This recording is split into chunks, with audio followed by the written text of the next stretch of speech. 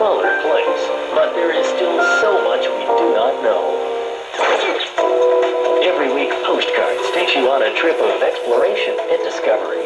From a small village in Afghanistan to a protected cultural heritage site in South America. From Africa's amazing natural landscapes to the most advanced tech displays in the world. Postcards, where you meet the world without actually taking a trip. Postcards.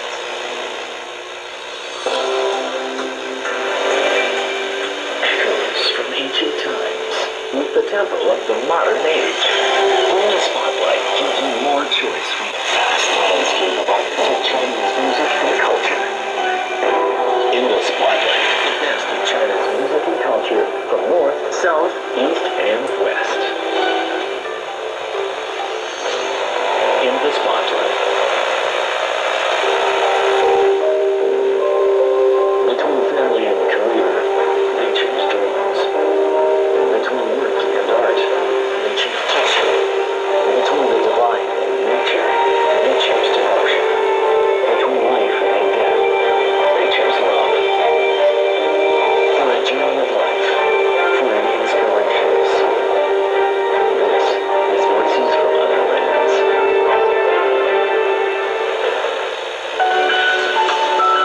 Everywhere you look today, China has daily news. But what about the lives that are these students? How do ordinary Chinese live and work? And does everyone here know Kung Fu? Life Up Close answers the questions in your mind.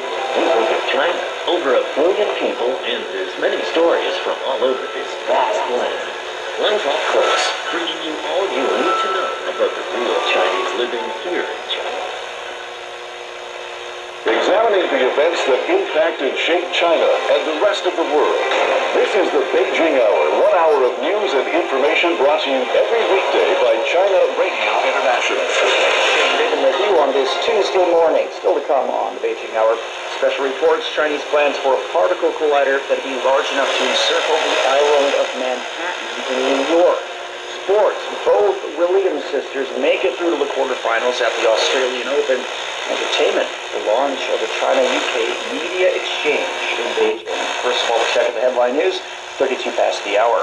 Chinese government's calling on Japanese leaders to keep the promises made after the end of World War II and maintain regional peace and stability. The call follows word that Japanese Prime Minister Shinzo Abe plans to alter the wording of the 1995 Maruyama Statement, which acknowledged the tremendous damage and suffering inflicted on people across Asia by Japanese imperial forces.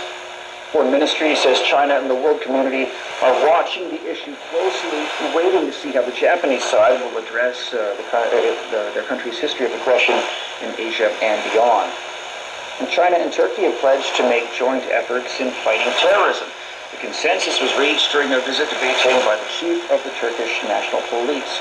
China's Minister of Public Security has told the Turkish official that terrorist cells like the East Turkestan Islamic Movement pose serious threats in both countries. He urged the two sides to make full use of their cooperative platforms, including a joint working group to improve anti-terrorism cooperation. Earlier this month, it was revealed that police in Shanghai had detained 10 Turkish nationals last November who allegedly provided assistance for terror suspects in China's Xinjiang, helping them, or at least attempting to help them, to flee the country. Around 180 Chinese nationals in the Democratic Republic of the Congo have been relocated because of violent street protests that began in the country's capital last week. The Chinese embassy says more than 40 Chinese shops were looted and 3 Chinese people were injured. Chinese authorities have urged Congo to take necessary measures to maintain the security of Chinese people and organizations. The protests follow a controversial law to require a census before the 2016 presidential vote, which the opposition claims will only delay the voting.